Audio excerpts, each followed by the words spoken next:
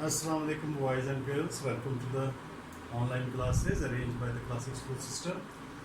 Today we are going to revise the force chapter about the Newton's law of motion. First of all, we are going to discuss about the forces. Force is a push or pull exerted by one body on another. In our daily life, we are using the force in many cases. When we have to push a box, to move it, we have to apply a force. Or if we have to stop a moving object, again we have to apply a force. So first of all, how we define the force? It is a push or pull exerted by a body, one body on another. So always one body exert a push or pull on an other body, whether we want to stop it or to move it, whether we have to lift it or to press it. So in all cases we exert force. What force can do? Force can produce motion or tends to produce motion. If we apply a force on a box,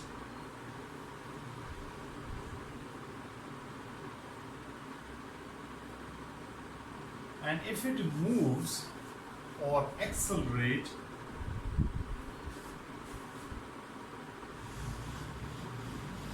we can say the force is responsible for this acceleration. But in some cases, if object is heavy enough, we cannot move it, but still we are applying the force. So in that case, we say that the force tends to produce the motion. If I push the wall,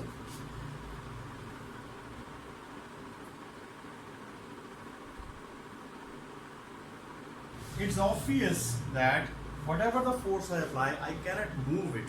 But it doesn't mean that the force is not applied. So in the first case, the box, if it is movable, then the force produces motion. And if it is not movable, or if it is heavy enough, or in case of a wall, if it doesn't move, we say at least we are trying to produce motion. Similarly, if an object is moving and you want to stop it, you need to apply a force. So what force can do? It can stop or tries to stop a moving object. It can also change the shape or size of an object. If we compress a can of Pepsi, we can crush it, or a box, we can crush it. So what we are doing, we're changing its shape. Or if I stretch a rubber band or a spring or a compressor spring, in that case we are changing its size. So force can produce motion or tries to produce motion. It can stop the moving object or tries to stop the moving object. Or it can change the shape or size of an object. What force cannot do is it cannot change the mass of the body. So mass of the body is fixed. Either we break it, by breaking we can split into 2 or 3 pieces, but the total mass remains the same. So whether we are producing motion or stopping a moving object, we are not changing its mass. The SI unit for the force is Newton, and it is a vector quantity. Why force is a vector quantity? Because it has a direction. If I say I exert a force of 10 Newton on an object, force of 10 Newton,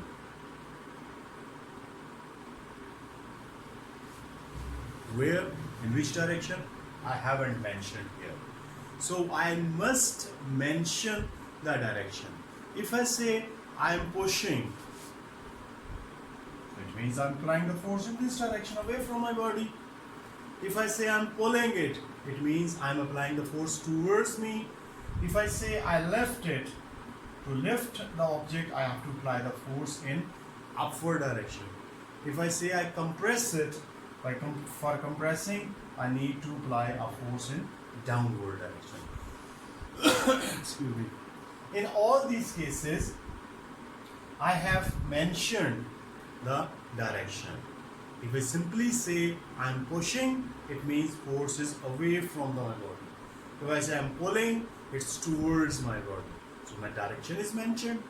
If I say lifting, so the force is applied upward. If I say I compress it, the force is applied downward. So force is a vector quantity because without mentioning the direction, we doesn't explain it completely.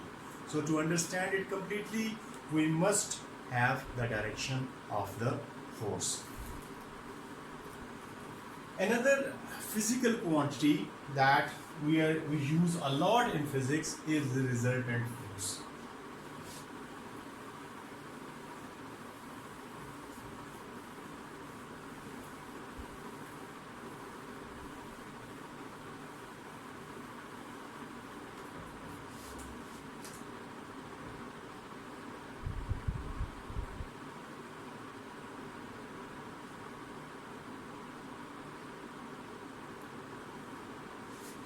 If we exert number of forces on an object,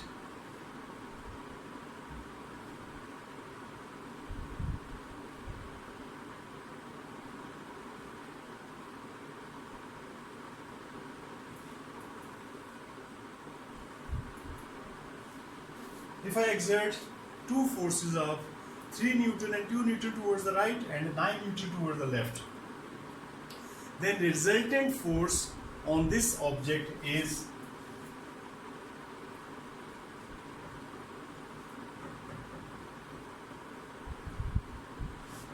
nine Newton towards the left and 3 Newton towards to the right.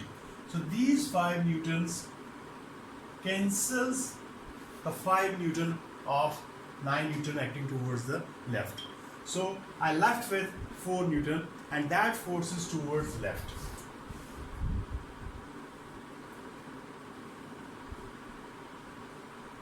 This force is called resultant force. So the number of forces are acting on an object. After adding the forces or subtracting the forces, if they are acting in same direction, I am adding them. And if they are acting in the opposite direction, I am subtracting them. So the final force is a single force which is responsible for the motion of this object. So this object will move. If it moves, then it moves in this direction, in the direction of the resultant force. The resultant force produces acceleration, change in the speed of the object. So what is a resultant force? Actually, it is a single force. Resultant force is a single force which has the same effect as the combined effect of all the forces acting on this object. If I replace all these forces with a single force, it will have same effect on this object as all these three forces have. So resultant force is a single force which has the same effect as the combined effect of all these forces acting on an object. Resultant force of 4 Newton will produce same acceleration in this object as these three forces are producing together. So resultant force, what is it? We define it as single force which has same effect as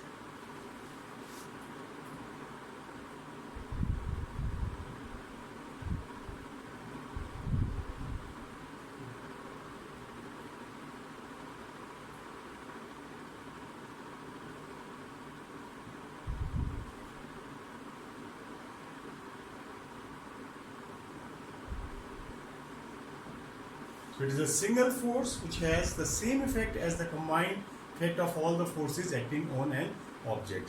And the object will move on only when we have some resultant force. we use another term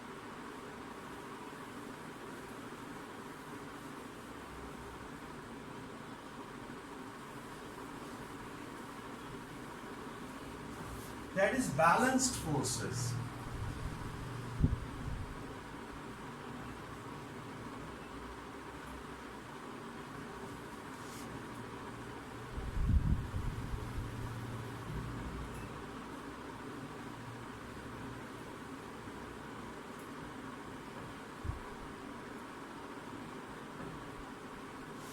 So in this case, I am exerting 9 Newton towards the right, 4 Newton and 5 Newton, two forces towards the left. If I calculate the resultant force,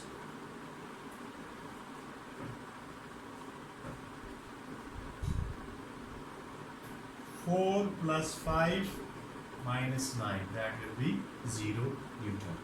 So in this case, we can say that the 9 Newton is balanced by 4 and 5 Newton. So if the resultant force acting on the object is 0, then we say the forces on this object are balanced. Well, in this case, what does the resultant force do? If the object is at rest, it will remain at rest because there is no force on it which can produce acceleration in it. In the previous case, as we calculated the resultant force to be 4 Newton, those 4 Newton were responsible for the motion towards the left. But in this case, the forces on the right and the forces on the left, both are balanced. Then the object, if it is at rest, it will remain at rest. But if it is moving, then it will continue its motion with constant velocity in straight line. So, balanced force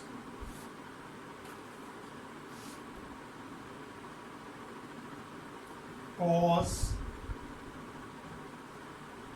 no change in motion.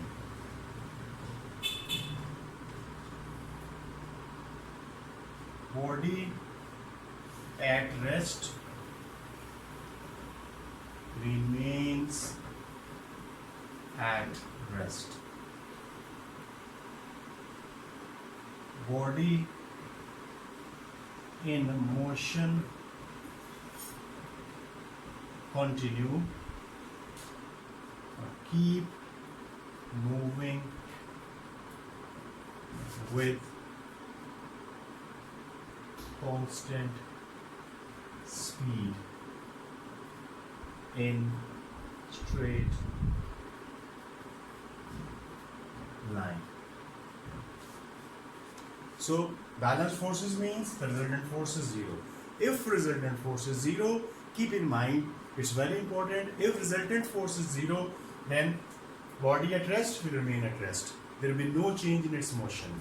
And if the body is moving, it keep on moving the constant speed, its speed doesn't change in a straight line. What does it mean? It means if I say if an object is moving with a velocity of 10 meters per second, if forward force, say driving force,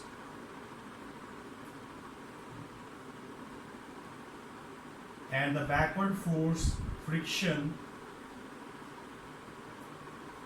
if they are balanced, then body keeps on moving with the same speed. So if friction and driving force both are equal, then the body keeps on moving with same speed. So its speed does not change. We can say that the object is cruising. But if the forces are not balanced,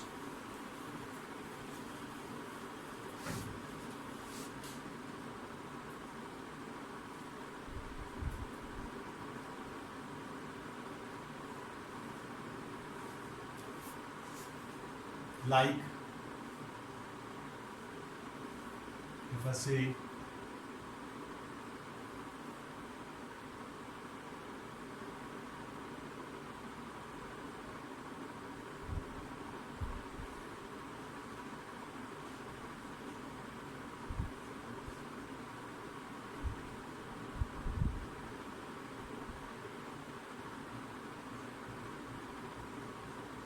In this case, the resultant force is not zero. We can say that these forces are not balanced. So forces are not balanced. The force of 10 Newton is greater than the sum of 3 Newton and 2 Newton. So the resultant force is 5 Newton towards the right. So in this case, we say that there is a force of 5 Newton acting in this direction. So the acceleration produced will be in towards the right. So unbalanced forces, what they do? They speed up the moving object.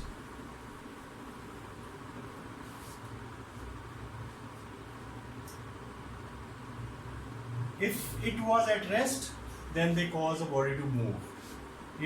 They move body at rest or change velocity of moving object. If it was at rest, then they will produce motion toward the right. If the body was moving, then they will change the velocity. Change the velocity means if the body was moving in this direction, it will increase the speed of the body. Increase the speed of the body. The force add up and forward force is more, so speed will increase. But if object is moving toward this direction, then 5 Newton will reduce its speed.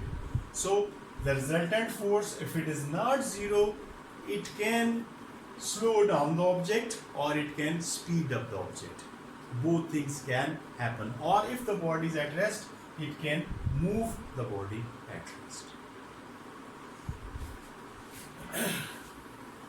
The next term that we are going to use or to discuss is inertia. You people have heard a lot about inertia, but the concept of inertia is a bit difficult.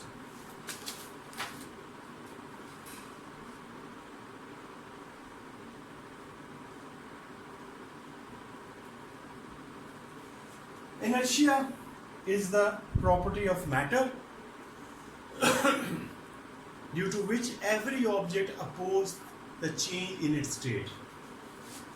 Is property of matter due to which every object opposes change in its state of rest or uniform motion.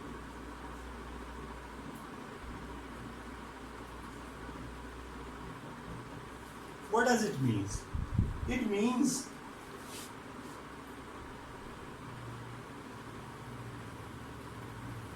suppose apply some force on it, 2 Newton, the object doesn't move. Suppose object is heavy and if I apply a small force on it, it doesn't move. The resultant force is 2 Newton. There is only one force, unbalanced force is acting on it, but it doesn't move. Why it doesn't move? Because it is heavy. It is over everyday experience. If I increase the force, say 10 Newton, it starts moving. So lighter force was unable to move this object. Why it was not moving? Because of its mass.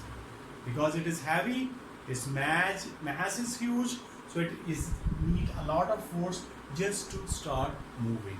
If I increase the force, motion increases. It speed up.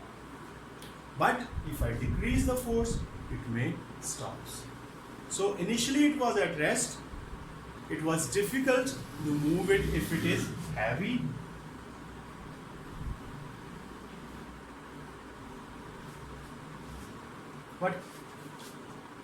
if I take a lighter object, force of 2 Newton, maybe it's enough to produce a motion in it. So the heavier object needs lot of force to move. Lighter object needs lesser force to move. Both were initially at rest. Their state was rest. To move the heavier object, I need lot of force. To move the lighter, I need lesser force. So why it needs lesser force? Because it has lesser mass. So lesser mass means lesser resistance to the motion, lesser resistance to change of state. I want to change the state from rest to motion. For a lighter object, I need lesser force to move. For heavier object, I need larger force to move. So mass is causing this difference in the forces. A larger mass needs larger force. Means it produces more resistance. It opposes more to change the state from rest to motion. Lighter object is also opposing, but it opposes less. So the lesser mass is easier to move.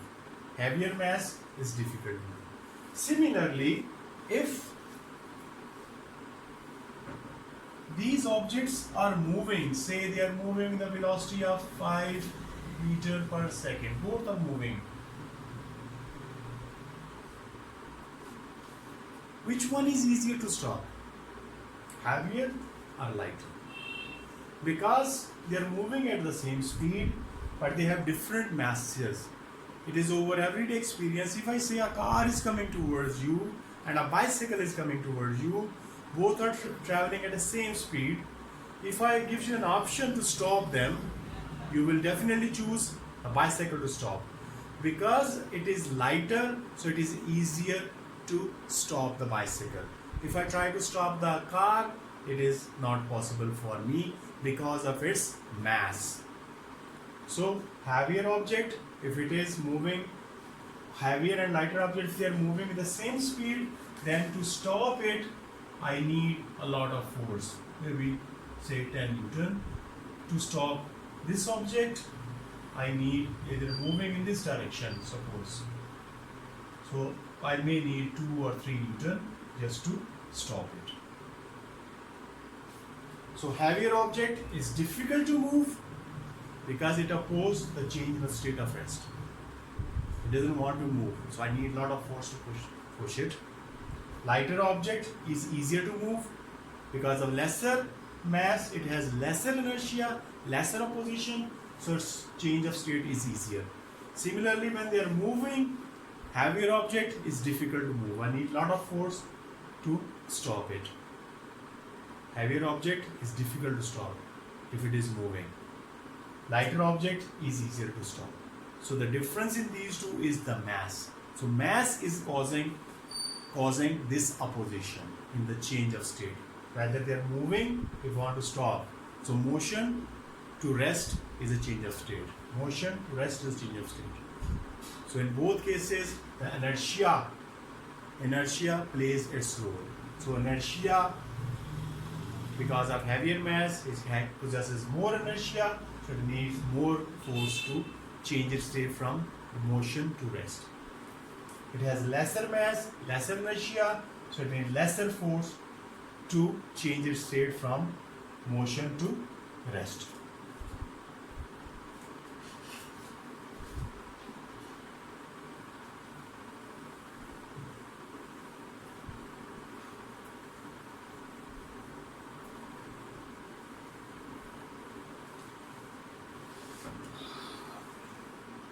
Newton's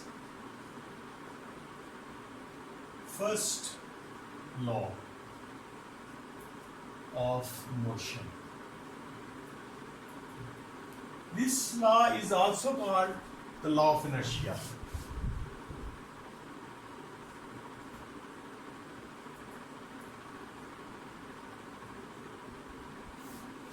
What is state? We say that if there is no external unbalanced force,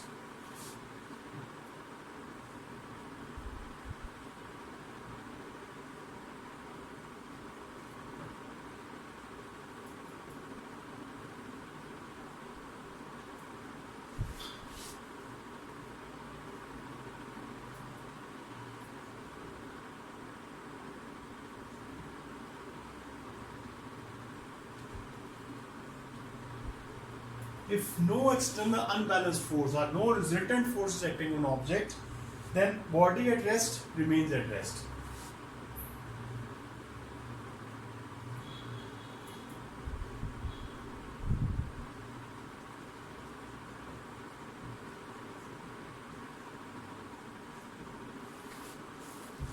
It's a very simple example. If you consider a book lying on a table,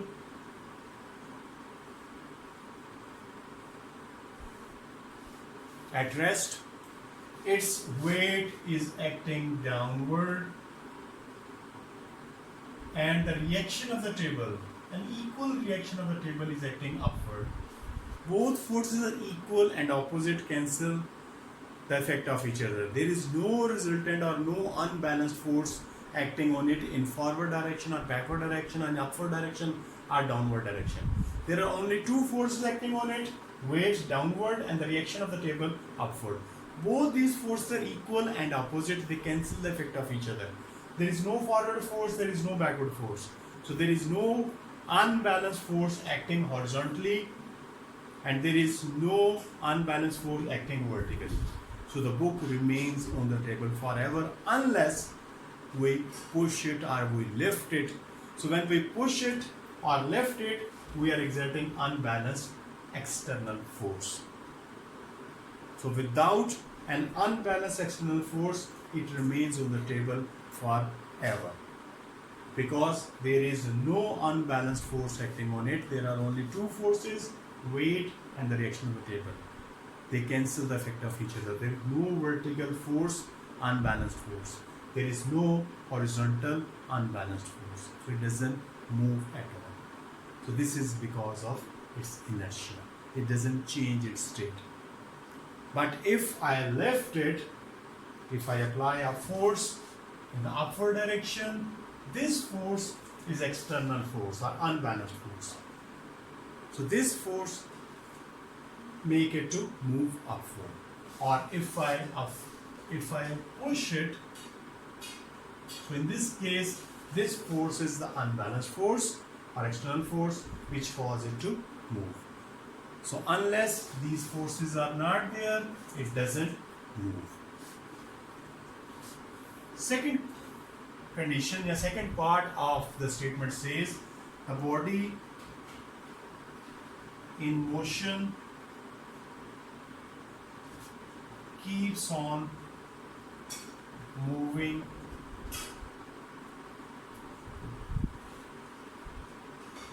with constant speed in straight line. It means if you roll a ball on the ground, it continues motion forever if there is no external unbalanced forces acting on it. If we roll a ball on the ground, if we make it move in this direction, it will continue its motion with the same speed forever in straight line. But in everyday life, we see that doesn't happen. If we roll a ball on the ground, it stopped after traveling some distance. Because in that case, its weight is acting down, normal reaction of the ground is acting upward. These two forces, equal and opposite, cancels each other. But there is friction.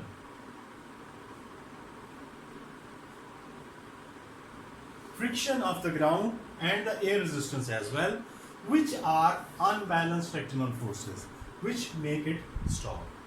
So in everyday life, we doesn't get any example of this part of the statement, because we know that the moving object should move forever, but it doesn't happen in real life, and the reason behind it is the unbalanced force, that is the friction or air resistance. Object is moving to the right, friction is acting backward, which make it slow, which slows it down, and finally the object stops. But in space,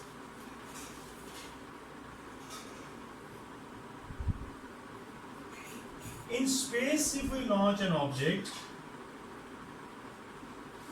with some speed v, it will continue to move in one direction, because in space there is no resistance, there is no air, there is no resistance. So object keeps on moving in straight line forever. So that's how the satellites, telecommunication satellites or spy satellites, they move around the earth. We simply launch them at one height, somewhere here, we launch at a certain speed, they keeps on traveling around the earth at a constant speed, at a constant height. So they doesn't have engines. So they keeps on traveling forever around the earth in space, because there is no resistance, there is no unbalanced force acting on them, so they keeps on traveling in straight line forever. So that's why it is called the law of inertia, that the body at rest will remain at rest. We have seen if there is no external unbalanced force, and the body in motion will keep on moving forever in straight line with the constant speed or constant velocity, because direction is same, speed is same, we can say that they have constant velocity. They keeps on moving with the same velocity forever. And as I told you, on earth it is not possible, because if there is friction, there is air resistance. But in space, if we launch the object in some direction, they keeps on moving forever, because there is no air resistance, there is no friction. And on this principle, the satellites are launched in space. The satellites around the earth, they keeps on moving at a constant speed, at a constant height, because they have no unbalanced force acting on it. That's all for today from me. Thank you very much.